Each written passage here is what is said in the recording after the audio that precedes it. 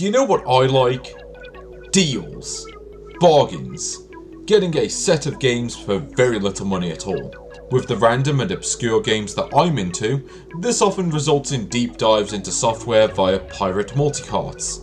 Whether it be the Mega Drive, Famicom, Game Boy, or even Atari 2600, I tend to find some stuff of interest.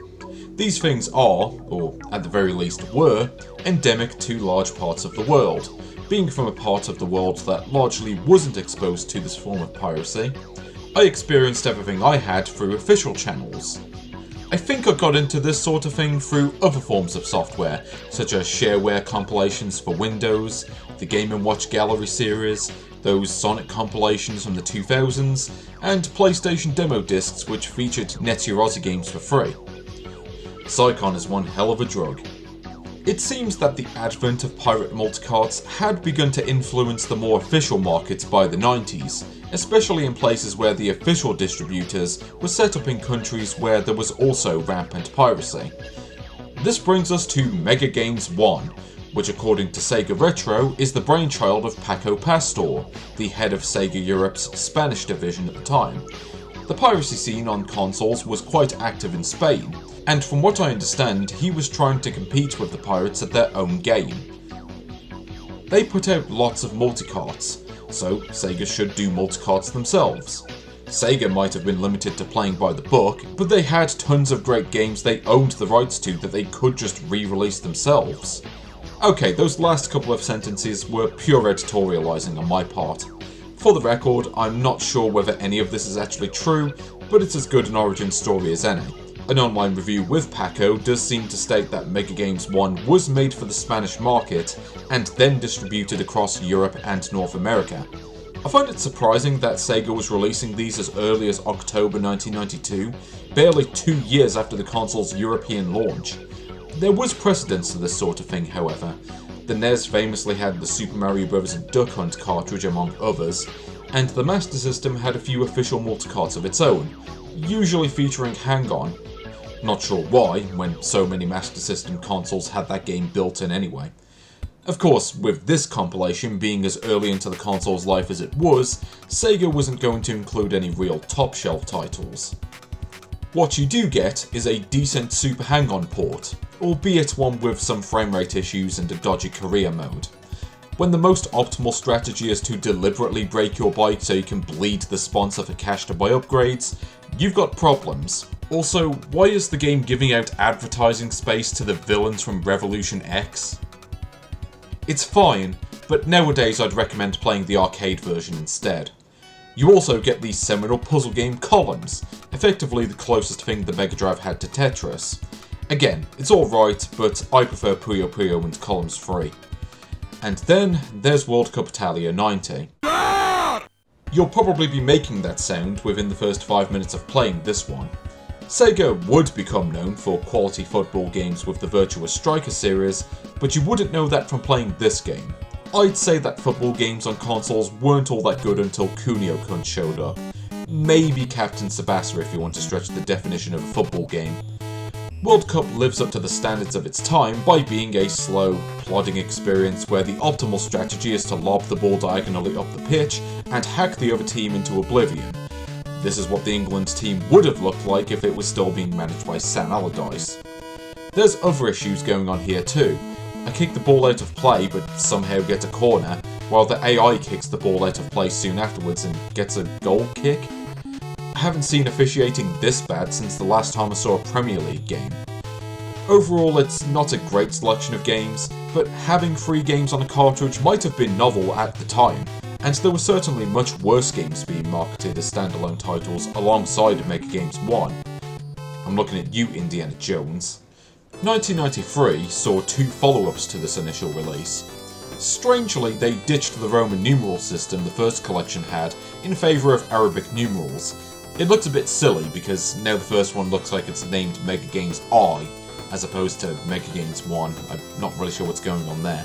Now, Mega Games 2 and 3 were distributed exclusively with the Mega Drive Model 2, unlike the original, which was also sold separately. All 3 of them are common as dirt from what I've noticed though. The surprising part is that the games they picked for Mega Games 2 are ones which really wouldn't look out of place among a list of the best Mega Drive games of all time: Golden Axe, Streets of Rage, and Revenge of Shinobi. That might be one side-scrolling beat-em-up too many for a standard 3-in-1, but when the games are this good, it's hard to be upset with that. Admittedly, I'd say that all of these games were bested by their own sequels, but they're all still fun, solid titles in their own right, and in 1991 you'd struggle to find many better games than these. I don't have much to say about this cartridge, but it should be noted that many of the characters in Revenge of Shinobi were obviously based on existing IPs from other companies. Most of these were edited for the Western release of the game, except for Spider-Man because Sega had that license during the Mega Drive era. This is evidenced in the copyright info at the start of the game. The selection for Mega Games 3 is a bit more left field. Super Monaco Grand Prix is a personal favourite. Presumably they decided to include that here given that the sequel was out by this point. This was also true for all of the games on the previous cartridge by the end of 1993. There's also the underrated Alien Storm, a beat-em-up and rail shooter combo that I would say is at least as good as Golden Axe. And then there's Super Thunder Blade. The original Thunder Blade was a real powerhouse arcade title that simply couldn't be replicated well on the Mega Drive, certainly in 1988. As much as I love the Mega Drive, the hardware was not designed for this type of game. Even Super Monaco Grand Prix suffered quite a bit graphically. There are certainly good sprite scaling games for it, most notably Panorama Cotton and the Madden games, but this is not one of them. I just find it baffling that Sega launched the console in Japan with two rail shooter games based primarily on sprite scaling, one good and one bad. You can probably guess which one this is. So, what comes after Mega Games 3? If you said Mega Games 4, ha! Yeah, Sega decided that 1, 2, 3 times 2 to the 6, and so we go straight to Mega Games 6. There's not much to say about the games on this, as it's just the first two cartridges combined into one. It's a similar case for Mega Games 6 Volume 2, now featuring the games from Mega Games 1 and 3. Also, you may have noticed that the featured game on this menu is World Cup Italia 90. Seriously, was someone at Sega Europe just football pilled? Did anyone ever like this game? I could maybe excuse the 1992 re-release, but this was 1995. You could have just bought a copy of FIFA 95 instead, or Sensible Soccer if you roll that way. Now we come to Mega 6 Volume 3. Not Mega Game 6 Volume 3, just Mega 6 Volume 3. We got a real law-style lineup with this one though. Not only do we have Revenge of Shinobi and Streets of Rage, but we even get the first Sonic Oh, for fuck's sake, Sega! It's 1996! We are in the age of the PlayStation and the fucking Spice Girls. You have already released a sequel to this game. You don't even have the World Cup license anymore, which is probably a sign that you need to start re-releasing good... Actually, I just realised I'm talking about a multicart from the 90s that's nearly as old as I am. You know what, just fuck it. Where was I? Oh yeah, Sonic the Hedgehog. Okay, so here's a very important PSA for many of you wanting to get into the Mega Drive via the real hardware. The games themselves usually run worse on PAL Mega Drive consoles than they do on just about any retro game compilation that you can find. This is because the majority of the games released for the Mega Drive were made in Japan or North America, where NTSC was the standard video format, and the refresh rates between the formats were different. What this means in practice is that any unoptimized PAL game runs at approximately 83% of the speed that it's supposed to run at, leading to situations like this. Sonic the Hedgehog is perhaps the most flagrant example, partially due to its ubiquity, and also specifically being marketed for its speed. He's the fastest thing alive! The rule of thumb is that if the game was not made in Europe, then you're not going to get an optimal experience playing the game in question on a real console. There are exceptions to this in my collection, such as Tiny Toon Adventures, Virtua Racing and Street Fighter 2, but do take this segment as a warning. This is also not the only problem with the Mega 6 version of Sonic. There were two main revisions of the game released on cartridge. The original version includes the infamous spike bug, which was fixed in later versions. The later version also added some extra graphical touches to make the backgrounds look nicer. If the clouds on the title screen scroll at the same speed and the zones on the level select are listed in the wrong order, then you're playing the original version. This is the version present on the Mega 6, which is a bit odd because the improved version definitely existed by 1996. This is where the Mega Games series comes to an end in Europe. But there are more cartridges out there just like these. The Americas got the 6-pack, similar to the Mega Games 6 Volume 1, but with that awful soccer game swapped out with Sonic. Even with it being the original version, I'd call that a net positive. In 1997, Brazil got the Sega Top 5. Moving on, also in 1997 came the Mega Games 10. We do get a few new additions to these two cartridges, with both of them featuring the classic Golden Era arcade game Flicky. The top 5 also features Shadow Dancer, aka that Shinobi game with the dog in it. We also get California Games, a conversion so poor that the Frisbee event is missing entirely, even though both the NES and Master System versions had all of the events. The menu on Mega Games 10 suffered too. The images are gone, and now you just have some plain text on a basic pattern. I know this may be a minor nitpick, but it does make the menu system feel cheaper than the rest we've seen so far. There were even various other one-off compilations. There was the inevitable Sonic Classics, aka Sonic Compilation, featuring the first two Sonic games and Dr. Robotnik's? As you've probably figured out, this is Dr. Robotnik's Mean Bean Machine. However, even the plain text on the top just calls it Dr. Robotnik's, even though there's plenty of space to fit the rest of the title in there. And yes, Sonic 2 runs slower on PAL hardware. They fixed the sound for the sequels, but nothing else. It could be worse though, you could be playing the Gamecom version. Gamecom Active. This theme of unfinished titles continues with Sega Sports 1. Seriously, Super Monaco? You literally couldn't have added 2 extra letters to that title. At least we finally got a good football game on one of these cartridges, and some tennis action as well. For the record, there was never a Sega Sports 2. However, there actually was a second sports compilation sold in Brazil, known as just Sport Games. There's no menu to show for this one, but it includes World Championship Soccer 2, the far superior sequel to World Cup Italia 90. The first game has many different titles, presumably just to spite me. It also includes Super Volleyball, the only volleyball game for the console, as well as the dreadful Super Real Basketball. Seriously, pick literally any other basketball game on the console and you'll be better off. There's also the Disney collection from 1996, featuring Castle of Illusion and Quackshot. Disney games tend to be very hit and miss from my experience, but I think that even in 1996, these were easily among the better platformers the Mega Drive had to offer, so I can't fault this one. My personal favourite, however, might be the Classics collection, featuring Gunstar Heroes, Altered Beast, Flicky, and Neil Buchanan in the Enchanted Castle.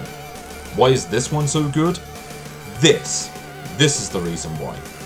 Now, I have a theory about this particular multicart.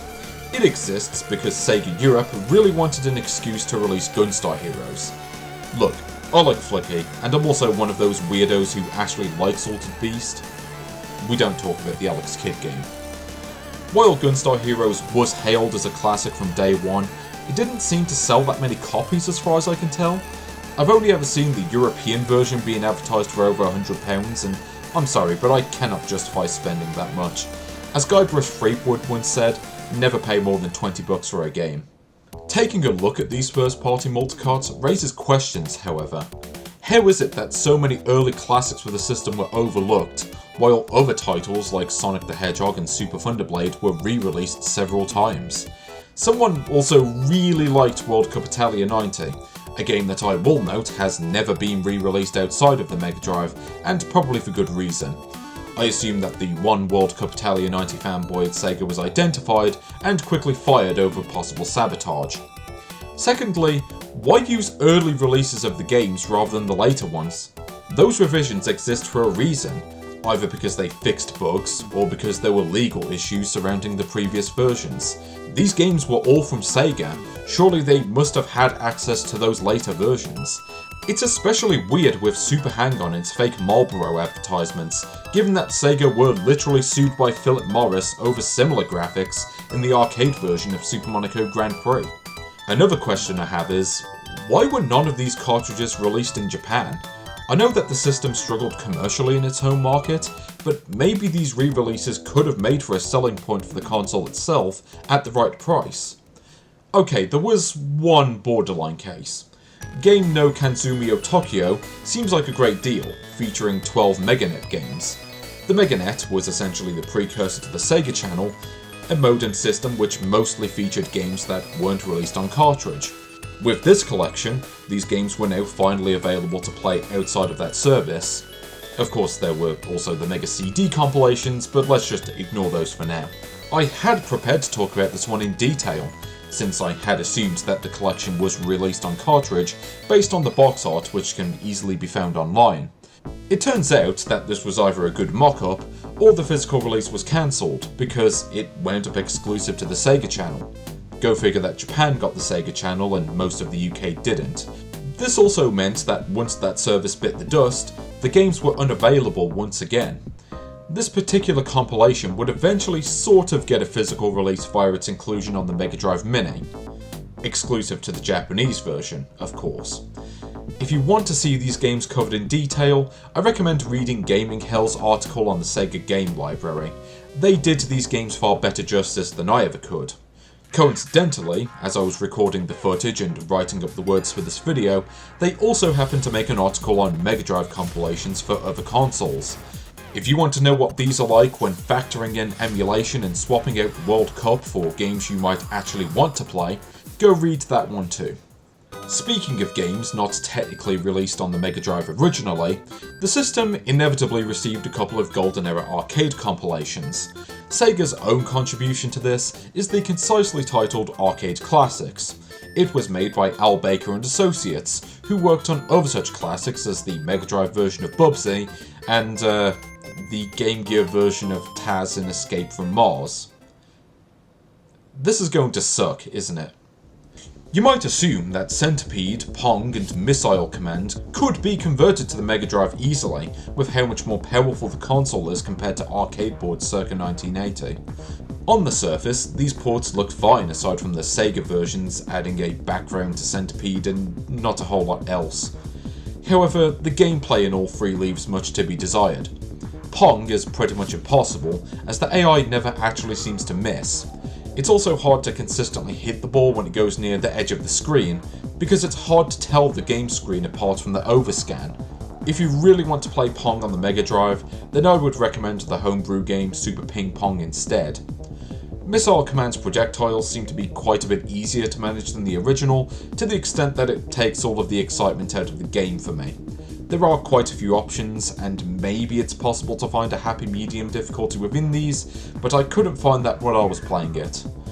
It's also missing the ending message, which is probably the single most important part of the game. Also, why do you only have one missile base?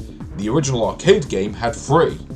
Supposedly this was built on code from the Atari 2600 version of the game, but it's still hard to excuse an omission this obvious on a console whose controller has 3 buttons. Centipede is probably the closest to the original game, but there's one big problem: the frame rate.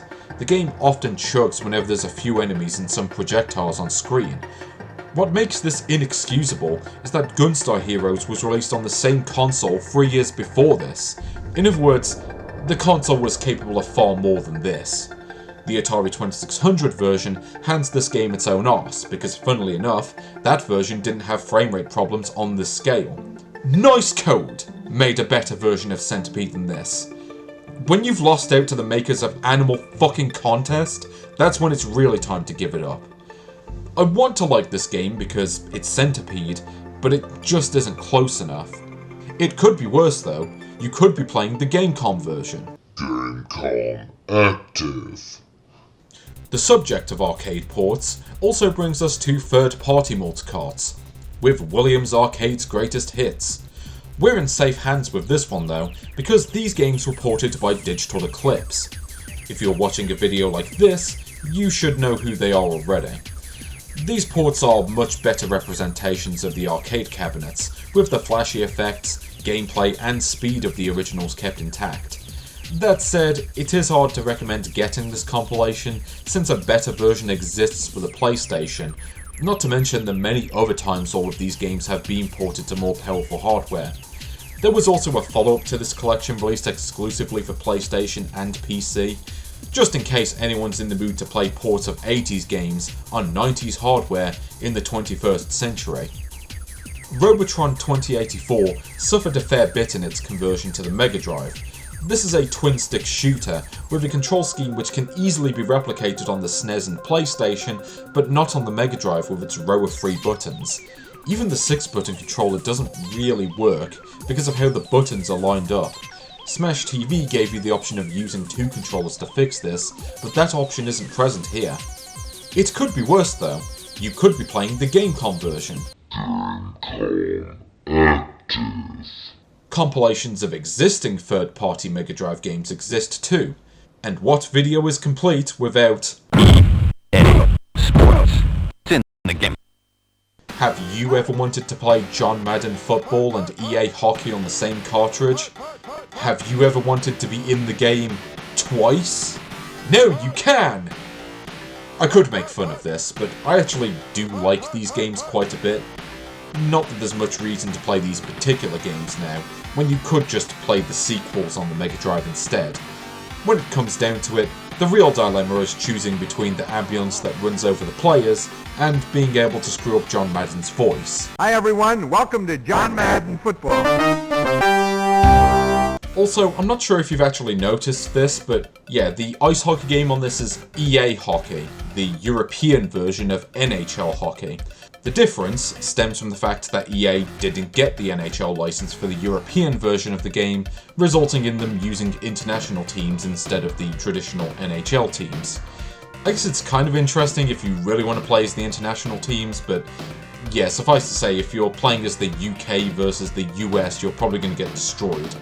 Here's the really confusing part though. This cartridge was released exclusively in Europe. Yes, a 2-in-1 cartridge with ice hockey and American football, 2 sports most popular in North America, was not actually released there. I know that the FIFA games didn't exist until 1993, but it still seems like a weird choice to me. Codemasters made 2 of their own absolutely brilliant 2-in-1s, also exclusively for the European market. For whatever reason, most of their Mega Drive games were exclusive to PAL regions. I can understand why Brian Lara Cricket never made its way stateside, but what was the excuse for Psycho Pinball? Who wouldn't want Fantastic Dizzy and Cosmic Space Head on the same cartridge? Actually, that's a stupid question, forget I ever said that. One pattern I've noticed with these cartridges is that they were all regional exclusives, often to just Europe and or Brazil. None of them were released in Japan, and only a handful made it to North America. I think my biggest grievance with the video game industry back in the 90s was how so many games were regional exclusives, often for very spurious reasons. Now, obviously regional exclusivity is still a concept which exists to this day, but it's much less of a thing now than it was back then. Just take a look at the SNES for instance. There were roughly 1,750 games officially released across all regions, and Europe got about 520 of them. If my figures are correct, that means that less than 30% of the library was actually released in Europe during the console's lifespan. So to any Gen Zers and beyond complaining about being born too late to appreciate these games at the time, keep this statistic in mind. North America did not fare much better, with barely 40% of the total games being released there. Sure, those Asian exclusives are going to include quite a few board games or baseball games and that sort of thing, but at the same time there were many great games which millions of people were simply denied being able to play back then.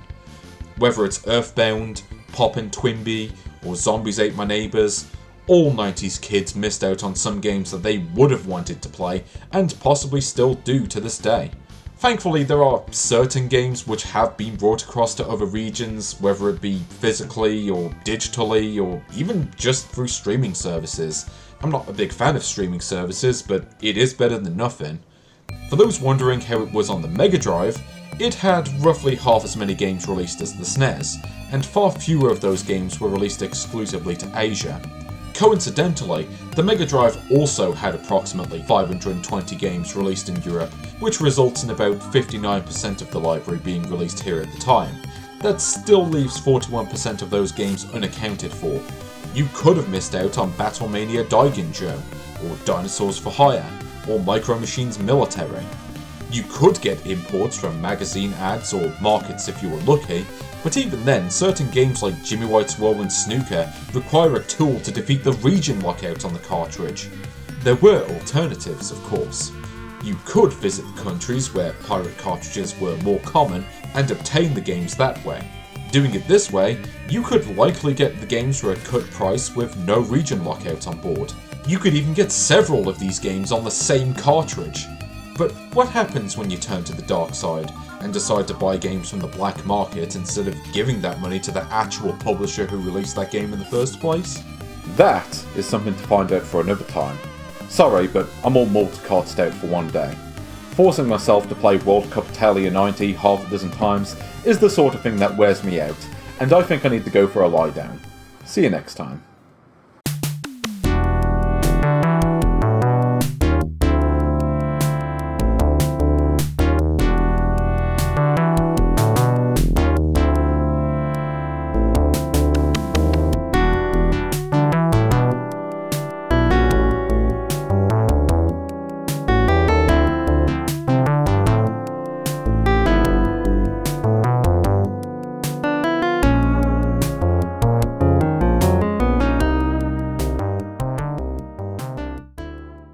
Hi everyone, welcome to John Madden Football.